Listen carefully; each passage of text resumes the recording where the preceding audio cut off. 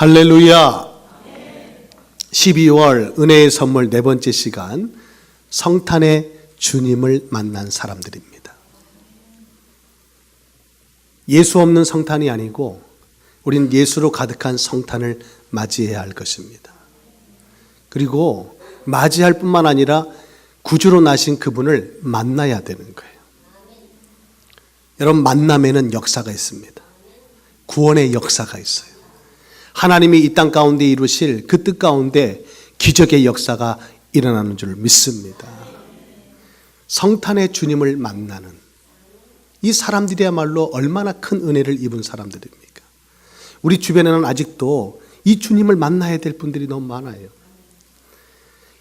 자기 백성을 죄에서 구원하시려고 이 땅에 구주가 나셨으니 그 이름은 예수라, 그 이름은 임마누엘이라 하라. 여러분, 우리를 구원하실 뿐 아니라 우리와 함께 하시고자 임마누엘로 이 땅에 나신 예수 그리스도 안에 구원의 은총이 충만할 줄 믿습니다. 그 이름을 부르는 자, 그 이름을 믿고 영접하는 자마다 다 구원을 얻으리라. 할렐루야. 여러분, 성탄의 계절 12월에 구원의 역사가 있어야 돼요. 그 아들을 내어주시기까지 아버지의 마음이 얼마나 아프시겠어요. 그러나 한 영혼을 천하보다 귀하게 여기시고 그 영혼을 위해서, 그 영혼을 구원하시기까지 모든 것을 내어주신 아버지의 마음을 우리가 안다면 올해 성탄절에도 우리는 생명축제가 되어져야 돼요. 그것이 하나님을 가장 기쁘시게 하는, 이 땅에 구주로 나신 우리 주님께 최고의 영광을 돌려드리는 성탄절이 될 줄 믿습니다. 여러분, 그 응답의 주인공이 되시길 주님의 이름으로 축복합니다.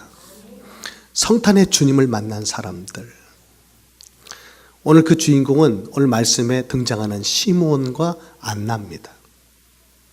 하나님의 구속사의 역사 속에서 이 성탄은 그야말로 시작인 거예요. 예언하시고 작정하신 바를 준비하셨다가 때가 되매 그를 이 땅에 보내신 것이죠. 여러분, 예수 안에 구원이 있어요. 예수 밖에는 구원이 없습니다. 그러면 하나님의 구속사, 하나님의 구원의 역사는 예수 성탄을 통해서 시작되었다 말할 수 있겠죠. 예언의 성취인 것입니다. 말씀의 성취자로 이 땅에 오셔서 말씀의 역사로 인류를 구원하시기 위해서 그가 나셨다는 것입니다. 여러분, 하나님의 그 놀라운 그 대역사 드라마에, 대역사 드라마, 연출자가 누굽니까? 감독이 누굽니까? 우리 하나님이신 거예요. 거기에 여러 사람들이 쓰임을 받는 거예요. 그것이 성경 속에 나오는 인물들이 아닙니까? 여러분, 성경의 이야기, 하나님의 이야기, 구속의 대역사 드라마, 할렐루야.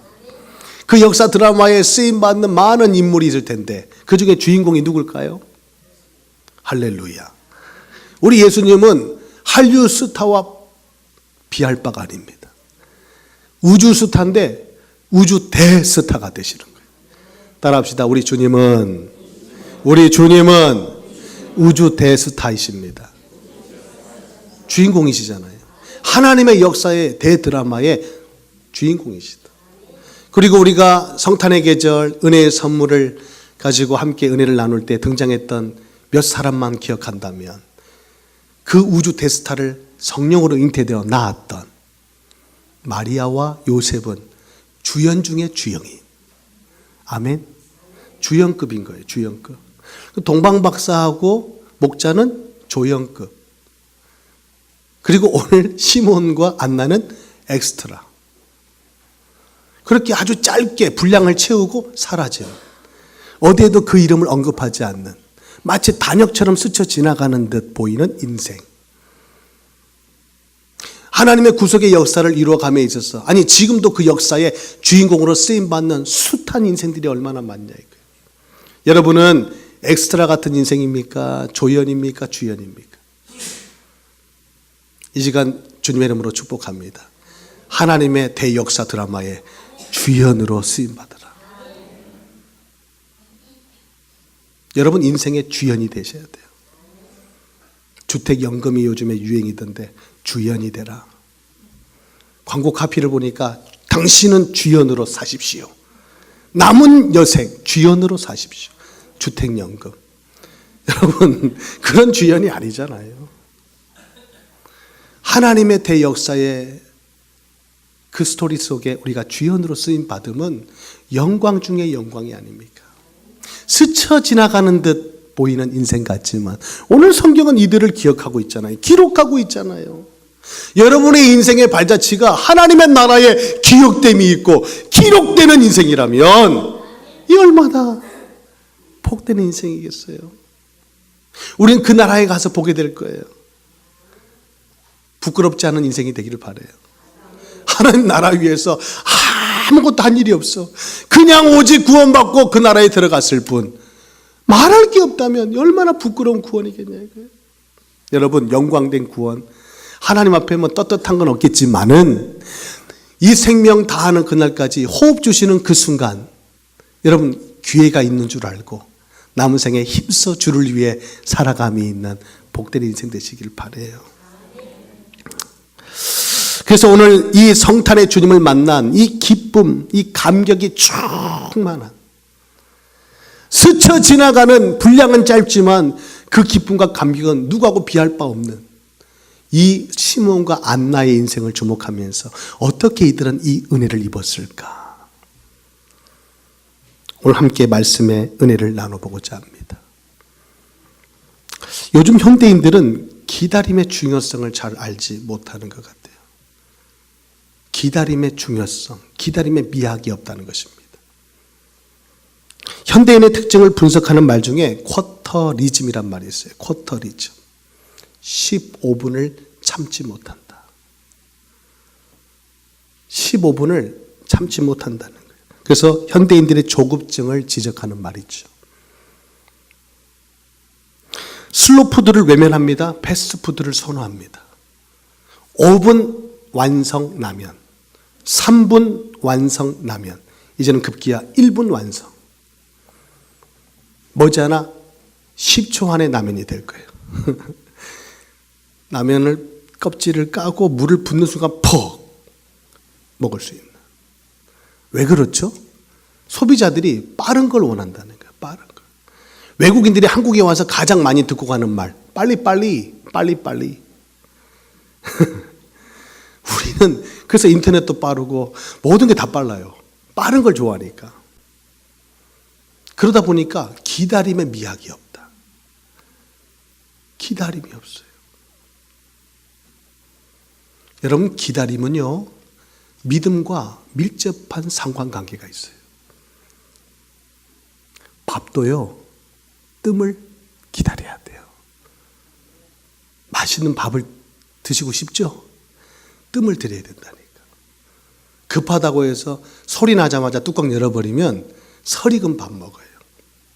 여러분, 기다려야 돼요.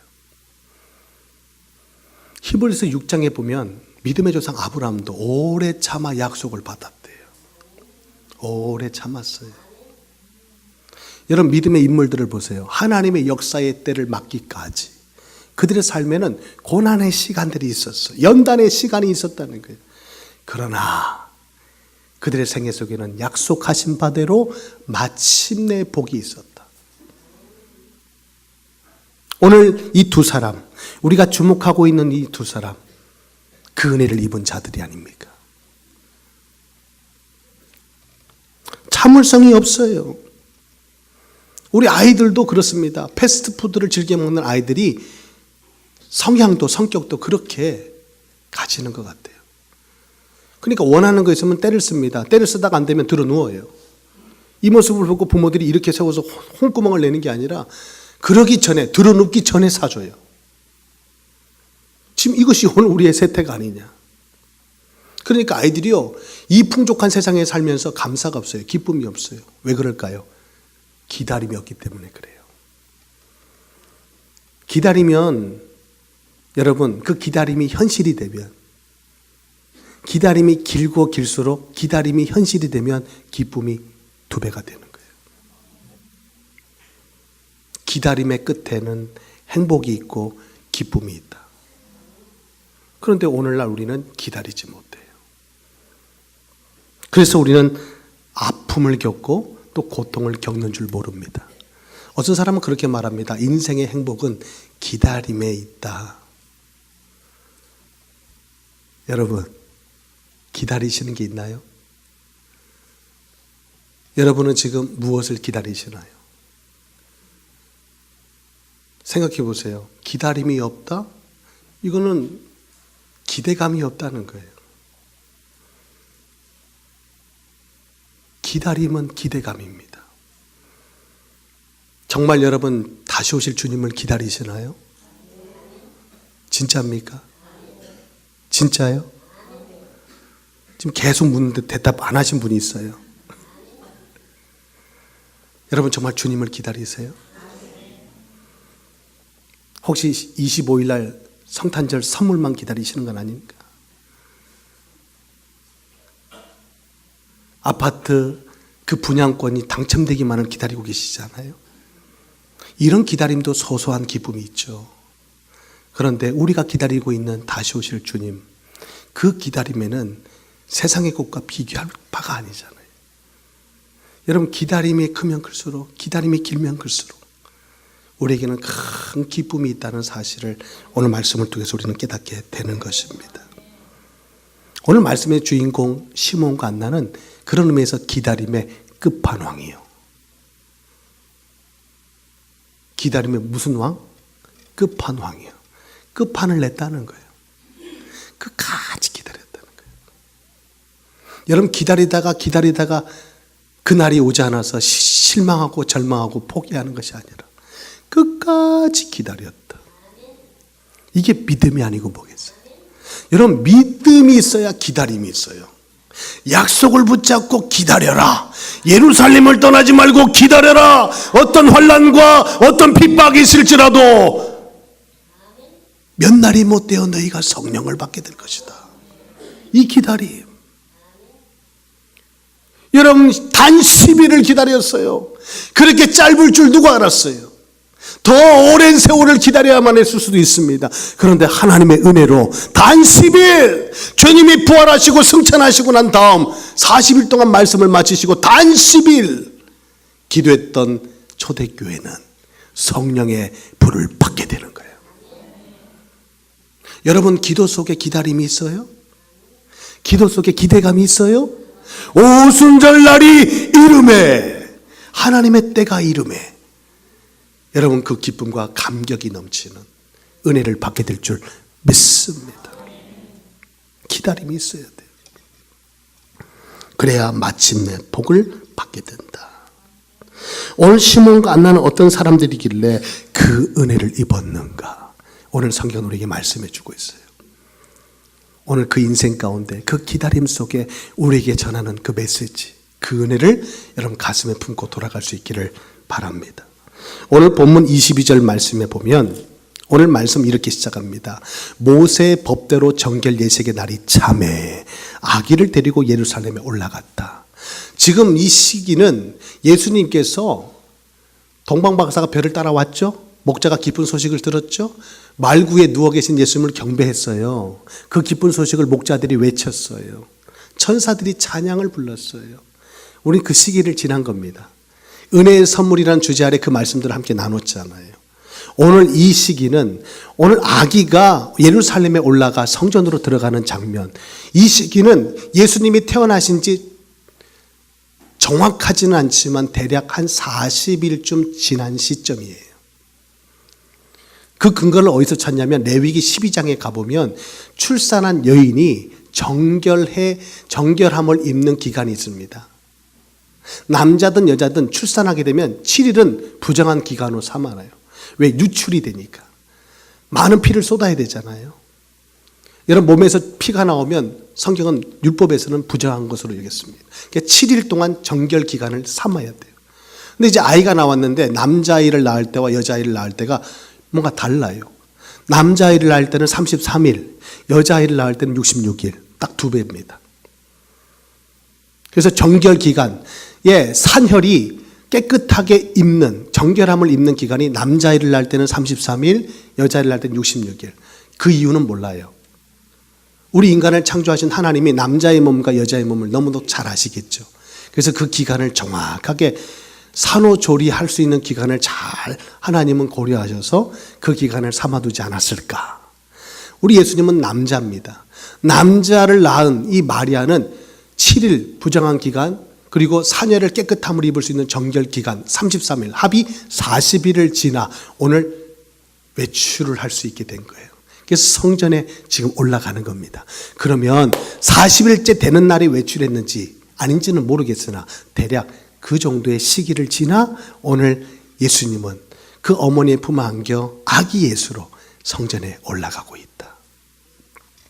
오늘 그 시점을 우리는 알게 되는 것입니다. 놀라운 사실은 이런 현장에 그 아기 예수께서 성전에 처음 들어가시는 현장에 오늘 시므온과 안나가 있었다는 거예요.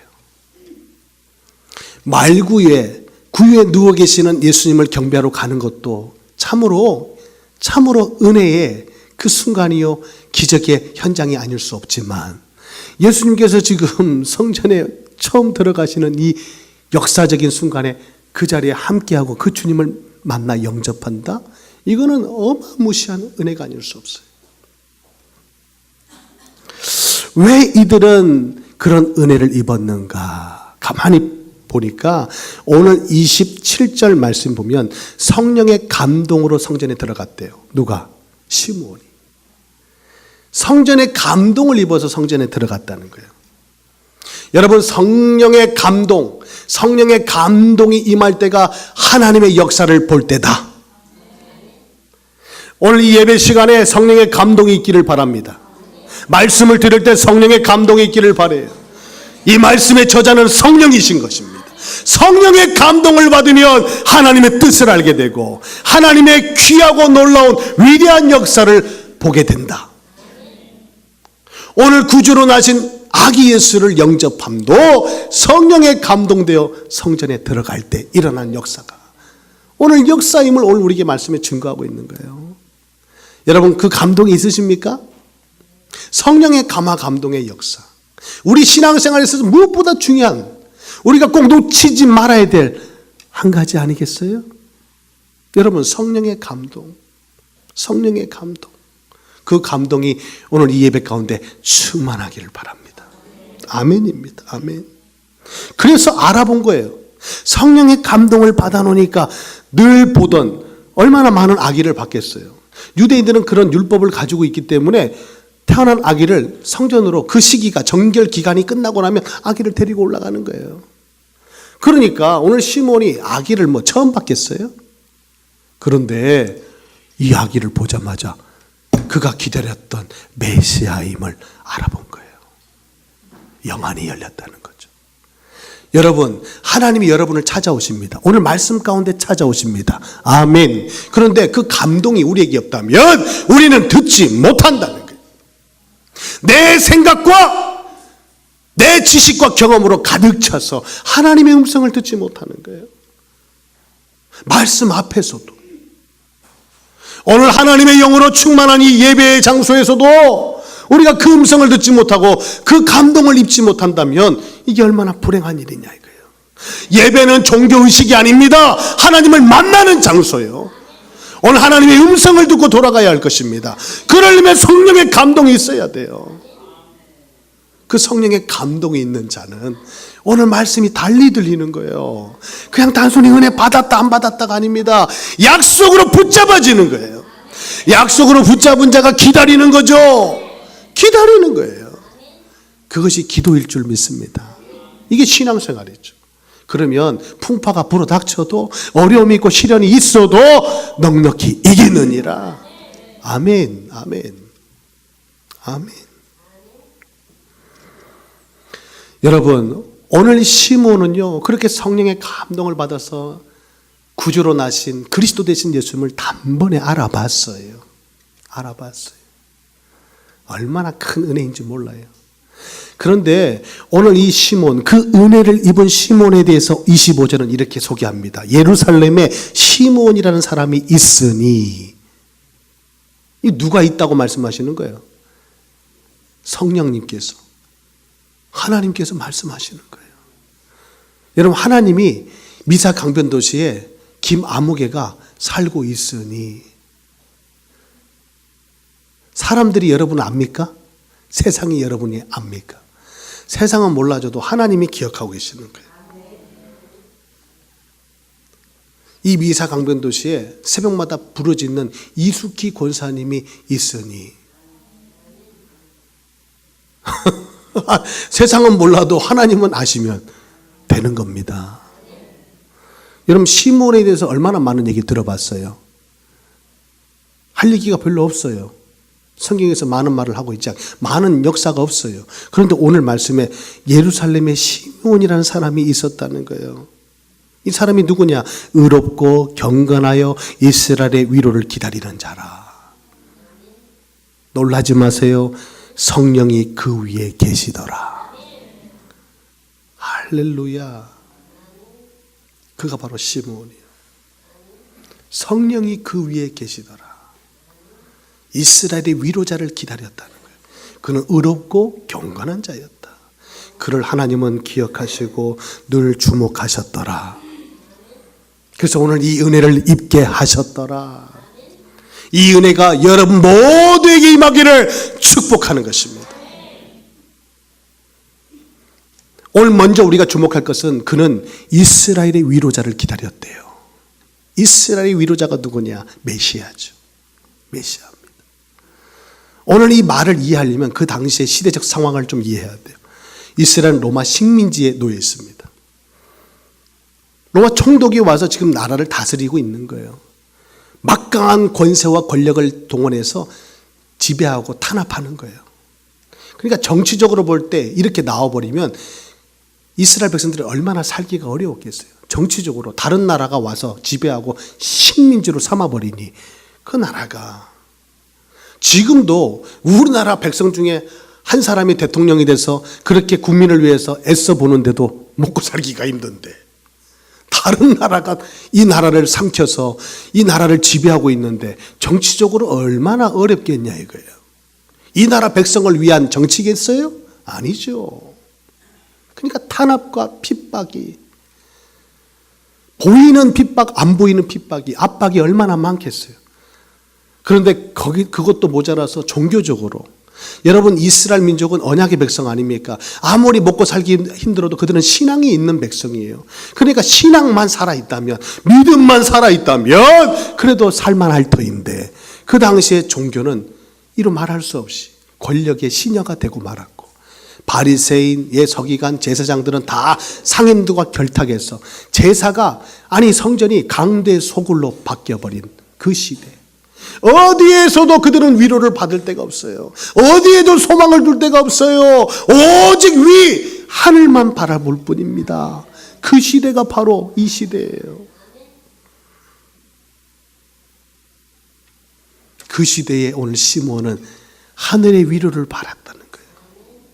하나님의 유일한 위로 메시아를 보내시면 이 땅에도 평화가 찾아오고 이 땅에도 참된 은혜가 깃들게 될 것을 그는 믿었던 거예요.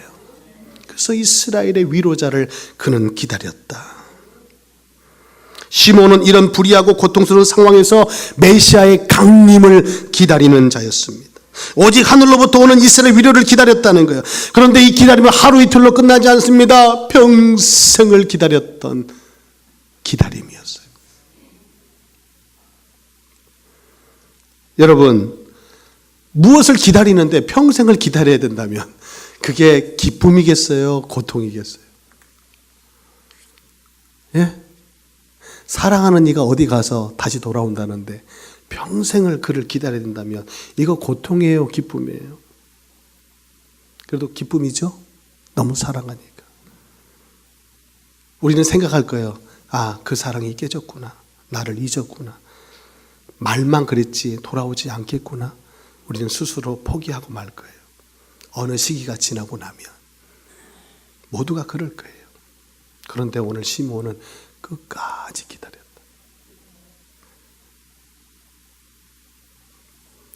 그 중심을 어디에서 찾아볼 수 있냐? 29절 말씀 보세요. 아기 예수를 시몬이 알아봤어요. 성령의 감동으로. 28절부터 봅시다. 시몬이 아기를 안습니다. 하나님을 찬송해요. 그러면서 하는 말이 주제여 이제는 말씀하신 대로 종을 평안히 놓아주시는도다. 아니 그리스도로 나신 아기 예수를 품에 안고 하나님께 영광을 돌리면서 한다는 말이 무슨 말입니까? 이제는 죽어도 여한이 없습니다. 여러분 좀 뭔가 안 맞지 않아요? 상황이? 죽을 때가 다 됐다는 거예요. 이날 일평생을 살아오면서 이날만큼만 기다렸는데 이날을 그렇게 손꼽아 기다렸는데 이날을 내가 이제 경험했으니 내가 그리스도를 배웠으니 이제는 내 숨을 거두라는 거예요. 왜? 사는 것이 녹록지 않았죠. 여러분 인생의 어느 시기가 지나고 나면 참으로 어려움이 많은 것입니다. 그래서 우리는 많이 살고 오래 사는 것이 능사가 아니에요. 어떻게 사느냐가 중요한 거예요. 장수함도 복이지만 여러분 강건히 사심이 더 복이다. 육신의 강건함도 복이지만 내 영혼이 잘 되는 것이 더 큰 복이다. 할렐루야, 할렐루야. 그토록 기다리던 메시아를 보았으니 이제 죽어도 여한이 없다는 거예요. 평생 메시아를 기다렸던 시몬 이제 죽음을 눈앞에 두고 있는 거예요.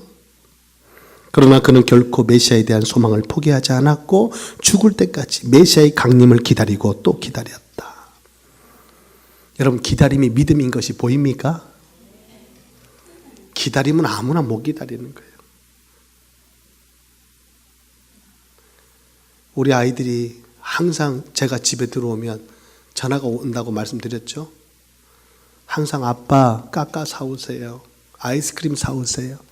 그리고 저한테 항상 전화를 하는 둘째는 아빠를 그렇게 기다려요. 사랑해서가 아닐 것입니다. 까까 때문이요.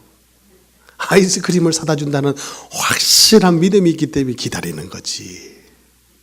그래서 저는 집에 가다가 깜빡 잊고 엘리베이터를 딱 탔을 때 우리 애들이 저를 기다리고 있는 게 아니고 아이스크림을 기다리고 있다는 걸 알기 때문에 잊고 만약에 집으로 들어가면 큰일 나요. 그래서 다시 엘리베이터 내려서 다시 슈퍼에 가서 사가지고 갑니다. 고생입니다. 그러나 그 약속을 저버릴 수 없어요. 믿음을 저버릴 수 없어요. 우리 하나님도 이 아비의 마음 같겠어요? 우리 하나님은 인생이 아니시니 시련치 않으신다. 할렐루야. 우리 하나님이 약속하신 걸 반드시 이루신다. 반드시. 그러니까 여러분 의심 마시고 기다리시면 돼요. 주구장창. 그게 여러분의 믿음 되시길 바라요. 그러면 마침내 복이 온다.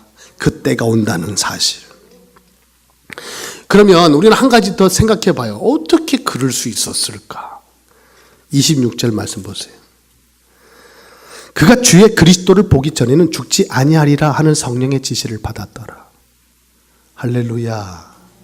성령의 감동을 받고 성전에 들어갔던 시몬이 일찍이 성령의 지시를 받았어요. 왜? 그리스도를 보기 전에는 넌 죽지 않아. 아니 죽고 싶은 인생일 수 있어요. 너무 사는 게 힘들어요. 인생이 너무 고달파요. 주님이 내 숨을 거두시면 나는 이 고통을 끝내고 이 아픔을 끝낼 터인데 오늘 뭐라고 지시하셨어요? 너는 그리스도를 보기 전에는 죽지 않아. 이게 그냥 은혜로만 들리십니까? 이게 은혜로만 들리세요? 하나님의 말씀은 먼저 은혜로 옵니다. 은혜로 오는데 정신 차려보면 그 사명이 있어요. 은혜의 보자기 속에는 사명이 담겨 있다는 사실.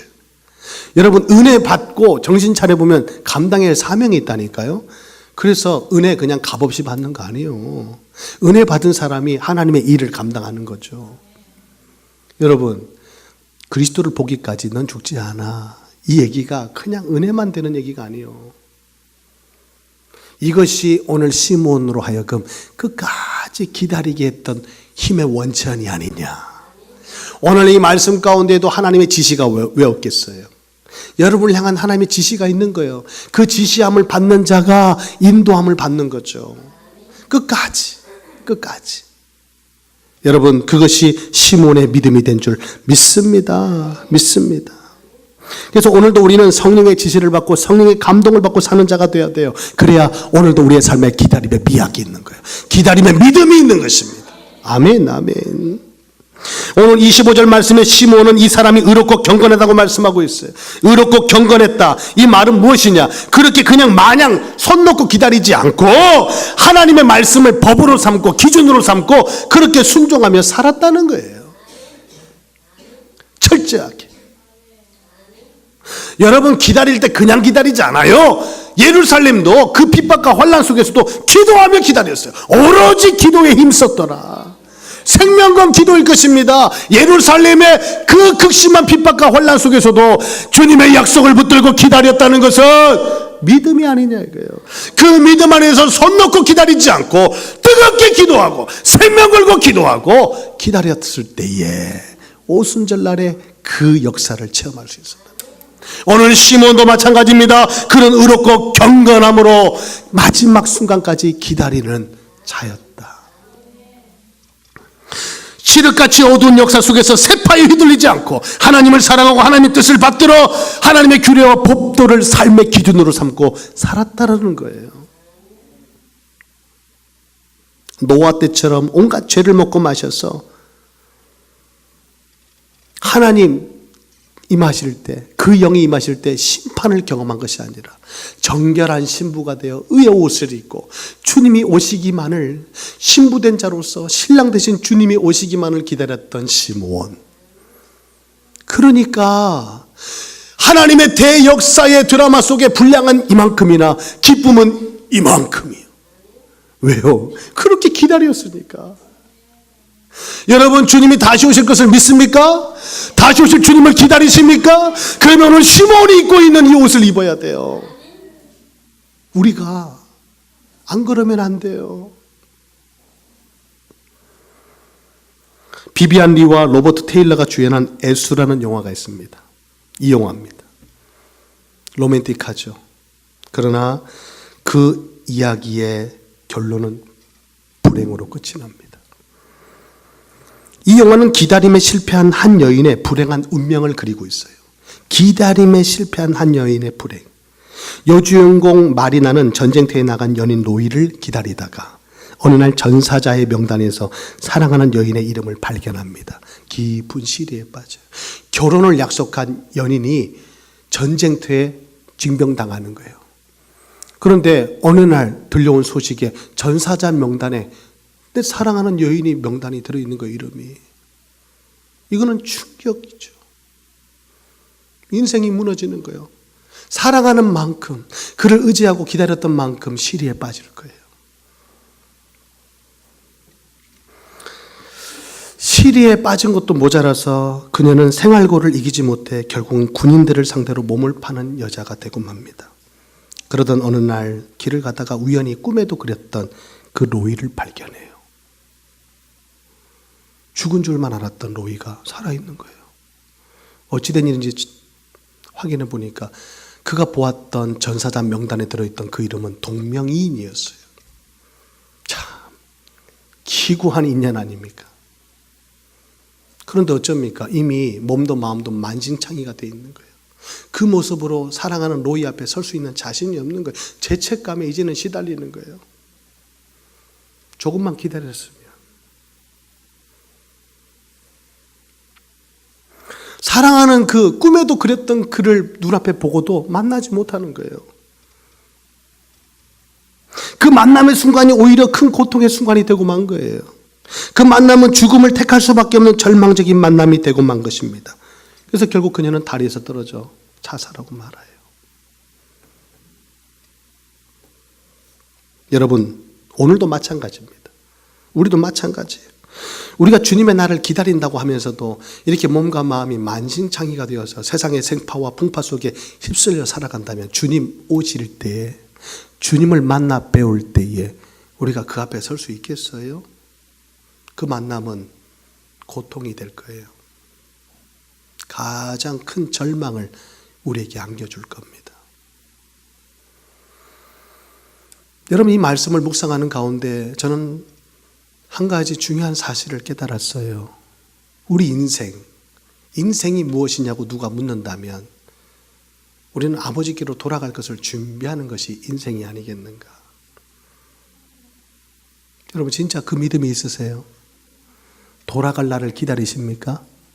아버지의 품을 그리워하세요? 그럼 아버지의 품에 안길 우리의 모습을 보세요. 맞아요. 예수 그리스도의 십자가의 보혈로 우리의 죄는 다 씻음 받았습니다. 우리는 정죄함을 입지 않아요.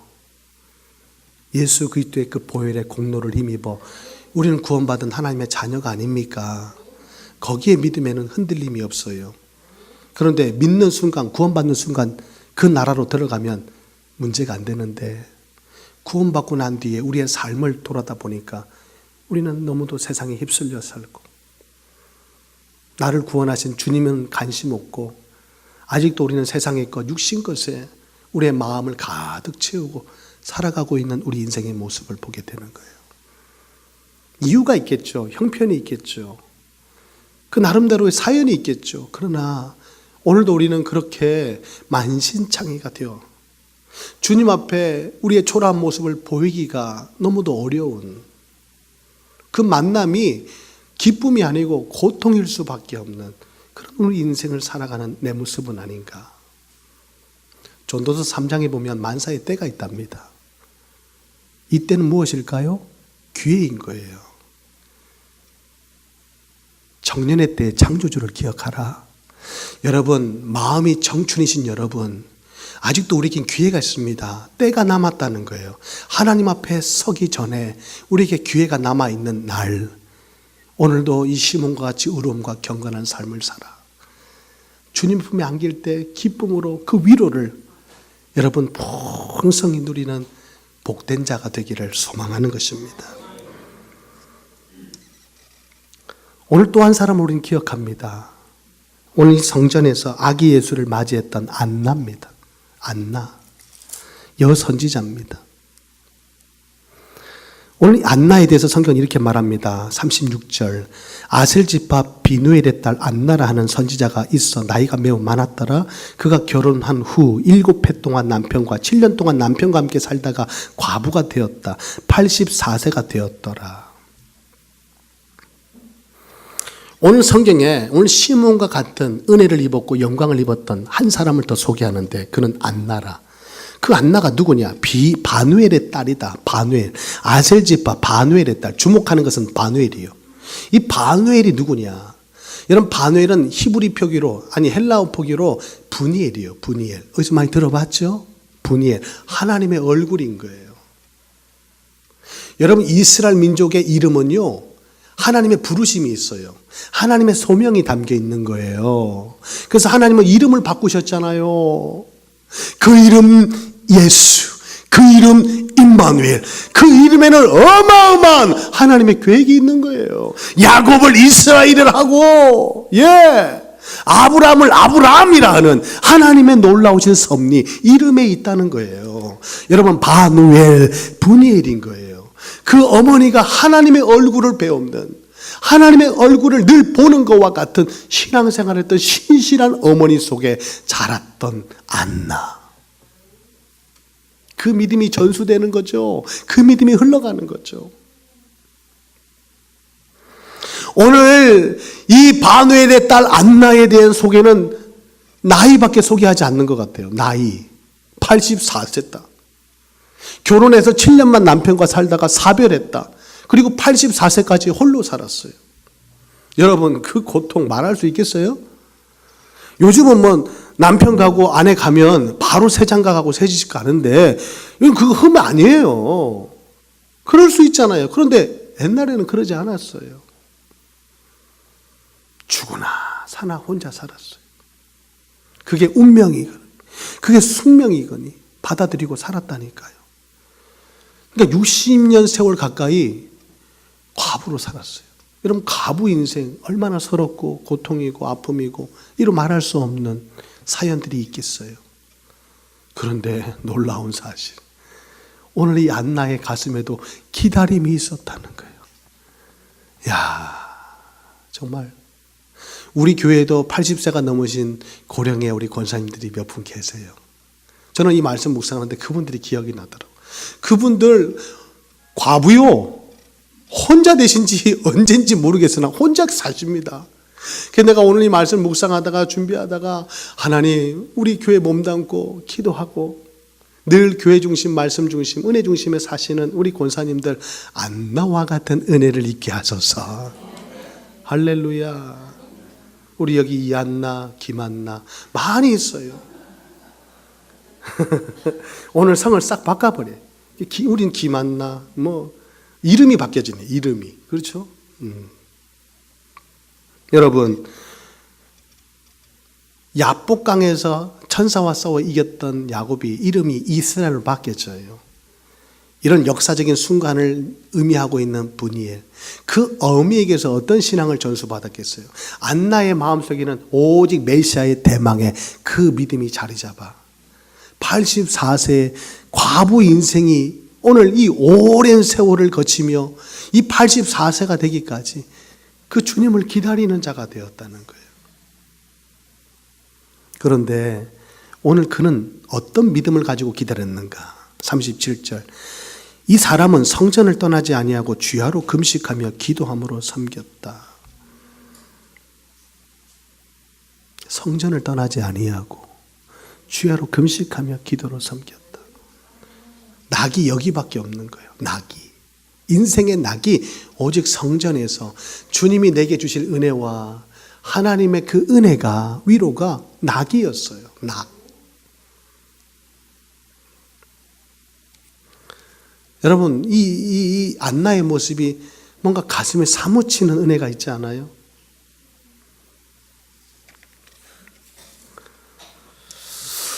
성전을 떠나지 않았다. 그리고 주야로 금식하며 기도했다. 그리고 기다렸다는 거예요. 38절 우리 믿음으로 같이 읽읍시다. 마침 이때에 나와서 하나님께 감사하고 예루살렘의 속량을 바라는 모든 사람에게 그에 대하여 말하니라. 이제는 예수 그리스도의 나심을 증거하는 증인으로 세움받는 거죠. 복을 받았어요. 여러분 하나님의 복을 받기를 원하세요? 그러면 성전 중심의 삶을 사셔야 돼요. 성전이 뭐길래? 오늘 교회가 무엇입니까? 하나님의 사랑이 그 피가 뿌려진 곳이요. 교회는 주님의 몸입니다. 이 땅에 주님은 계시지 않아요. 주님이 계시지 않게 교회를 세워놓고 가셨어요. 주님의 몸이라 말씀하십니다. 내 몸이라. 여러분 교회 사랑 주님 사랑이에요. 성도의 삶의 거리가 교회와 얼만큼입니까? 여러분 교회와 거리가 얼만큼이에요? 그것이 주님과의 관계의 거리일 수 있어요. 여러분 정말 교회 중심입니까?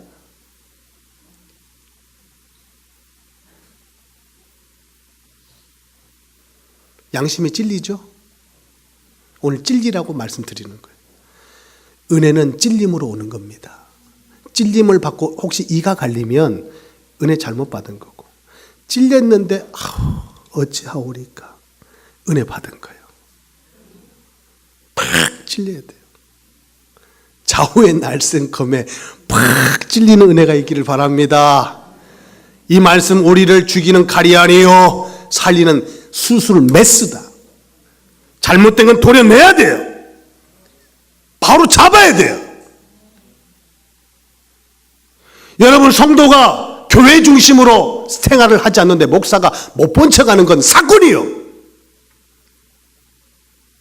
저는 여러분들에게 그 말을 많이 듣습니다. 목사님 무섭습니다.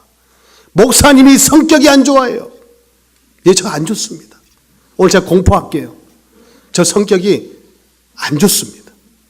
그런 거는 못 봐요, 저는. 차라리 저를 목사로 인정을 하지 마세요. 저도 하나님 앞에서 할 말이 있어야 되잖아요. 너 뭐 했냐? 거기서 목사하라고 했는데. 너 거기서 내가 보여줬잖아. 너에게 기도 중에 감동 줬잖아. 근데 왜 너 입 열지 않았니?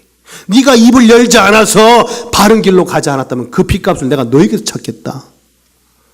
그럼 저도 책임이 있잖아요. 저보러 말하지 말라 하지 마세요. 저는 말할 겁니다. 교회에서 마음이 떠나가는데 멀어져 가는데 뭐 뻔한 척해요? 말하기 껄끄러워서? 아닙니다. 여러분 마음을 교회에 두세요. 저는 성경에서 많은 사람들 중에 다윗을 특별히 사랑합니다. 다윗이 꼭 저 같아요. 아멘. 여러분들은 다윗의 영광된 모습을 보면서 아이고 목사님이 뭘, 저는 그 모습 보는 게 아니고 목동 시절에 초라하게 처량하게 양을 쳤던 모습이 제 모습 같아서 늘 다윗을 흠모해요. 저는요 많이 듣는 얘기죠. 그릇이 작대요 저보러. 그래서 저는 요만큼만 봐요. 큰 걸 못 봐요. 그래서 저는 작은 일에 충성하고 싶어요. 왜 요만큼만 감당이 되니까. 그런데 다윗이요 양을 생명처럼 지켰어요. 양무리를 생명처럼 지키니까 하나님이요 너 내 백성 맡길만 하다. 이스라엘 백성 맡겨버리잖아요. 다윗은 언제 왕이 되기 위해서 훈련받은 적이 없고 왕이 되기 위해서 기도해 본 적이 없어요. 그런데 왕이 됐어요. 저는 사도행전 13장 22절 말씀만 보면 가슴이 피가 끓어요. 같이 읽어볼까요? 패하시고 다윗을 왕으로 세우시고 증언하여 이르시되 내가 이새의 아들 다윗을 만나니 내 마음에 맞는 사람이라 내 뜻을 다 이루리라. 마음이 맞아버리면 하나님의 뜻을 이루십니다. 여러분의 인생을 통해서. 그게 진짜 복 아닐까요? 여러분 맡겨주신 작은 일에 생명 걸어봤어요? 교회 일을 그렇게 하시는 분이 있다. 저는 그거 볼 때마다 화가 납니다. 그래서 저는 다음 주에 청지기를 세울 때 인사를 그렇게 세울 거니까 오해 마시고, 여러분 그 일을 생명과 같이 여기지 않는데 그 일을 맡길 수 없잖아요. 교회 일은 하나님의 일입니다. 인간적으로 여러분 받아들이지 마세요. 제가 안 보는 것 같아도 다 보고 있습니다. 저는 그것만 봅니다. 누가 교회를 사랑하는가? 누가 주님을 사랑하는가? 저는 그것만 딱 보고 그분을 세우면 하나님이 뜻을 이루신다? 아멘. 잘나고 못난 거 없습니다. 도찐 개찐입니다. 누가 우리가 머리 들고 잘났다고 얘기할 수 있는 사람 누가 있어요? 이 중에. 저도 마찬가지요. 그래서 제 마음속에 두렵고 떨리는 무로 그 마음이 변질되지 않도록 기도하는 거예요. 저는 마음이 생명이라고 봅니다. 하나님의 마음을 품어야 여러분 하나님이 일할 수 있는 거예요. 여러분 그 복을 받게 되길 바라요. 그러면요 마침내 은혜가 있잖아요. 마침내. 과정이 힘들 수 있어요. 고난일 수 있어요. 시련일 수 있어요. 그러나 마침내 신명기 8장 16절 말씀이 소망 아닙니까? 우리 함께 같이 한번 읽어봅시다. 내 조상들도 알지 못하던 만나를 광야에서 내게 먹이셨나니 이는 다 너를 낮추시며 너를 시험하사 마침내 내게 복을 주려 하심이었느니라. 왜 광야의 깊은 곳으로 끌고 들어갑니까? 우리를 낮추시기 위함이요. 우리의 마음이 낮아져야 하나님의 은혜가 임하는 거예요. 여러분 교만은 죄악입니다. 교만을 누가 제일 좋아하는 줄 아세요? 이 교만의 영 사단인 거예요. 여러분을 띄웁니다. 너 잘났잖아. 너 잘하잖아. 아니요. 넘어지기 십상이요. 넘어뜨리려고 띄우는 거예요. 그래서 광야로 끌고 들어가는 겁니다. 낮추시려고. 그래서 고통이에요. 여러분 누가 여러분을 낮춰보세요. 하나님이 우리 인생을 낮춰보세요. 그 순간이 얼마나 큰 고통인지 모릅니다. 그런데 마침내 복을 주시기 위함이었다는 거예요. 하나님이 여러분을 누르시면 낮아져야 돼요. 교회에서 여러분들이 낮아지기를 원하면 낮아져야 되는 거예요. 직분을 감당하다가 내려놓으라 하면 아멘 할렐루야. 날 무시하네? 아니요. 여러분을 세우기 위함이요. 마침내 그 복을 받게 하려고 일단은 낮추는 겁니다. 왜? 많이 높아졌으니까.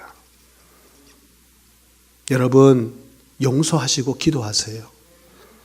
사람의 일이라면, 사람의 말이라면 무너질 거예요. 그러나 하나님이 주시는 말씀이라면 그 말씀은 이루어질 것입니다. 기억하시고 그 말씀에 응하여 여러분 그 응답을 누리는 주인공 되시길 바라요.